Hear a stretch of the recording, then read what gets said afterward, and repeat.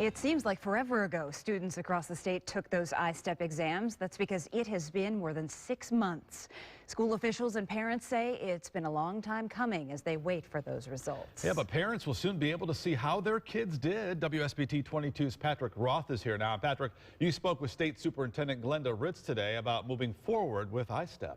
Yeah, Rick, she was visiting Pearly Primary Center in South Bend, and she said starting on Monday, parents will be able to see how their kids scored. She also thinks that at the very least, there's a good foundation for next year's ISTEP. As Glenda Ritz toured Pearly Primary in South Bend, parents and school administrators got a piece of news that they had been waiting for months. So we're on schedule with our original schedule that we put forth, and I think the parents are going to be able to access information on the 9th, November 9th. It's been a long time, Kai, and I mean, it's really been a difficult process this time around. Yes, after months of waiting, parents and school officials will finally be able to see the results from last year's ISTEP test. But there's still a bit of a catch. Right now, it's not in a position where we can manipulate them and put them, disaggregate them and put them in grade level by grade level by grade level. That's coming, we think, by about mid-December. While schools do have the scores, there's still not an awful lot that they can do with that data. But they think at the very least, it lays a groundwork for moving forward. I think the conversation is going to be about what we're doing this school year, what we're going to do the rest of this school year, how it's going to be going forward, and really learning from it. It's the first time we've given the assessment.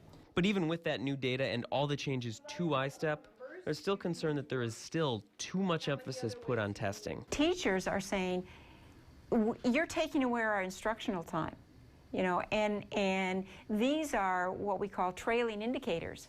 It's already happened. And we need to be trusting our educators to do their job. They're trained to do that. And the test is just one measure. So I've been very vocal about I want to see less assessments and more instructional time, and that will continue to be my focus.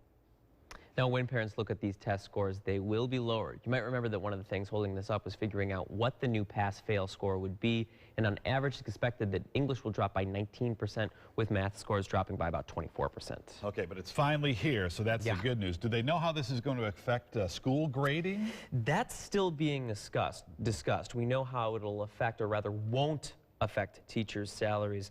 But when I asked Glenda Ritz, she said it's something that they're still talking about, how it'll affect school districts, and it'll be a question that has to be addressed by the General Assembly ultimately. Okay, Monday's going to be a big day, and let's hope the website is okay. A lot of people are going to be logging onto that, that's for sure. Yeah, so we'll see how that all turns out. All right, thanks, Patrick. Well, man, please.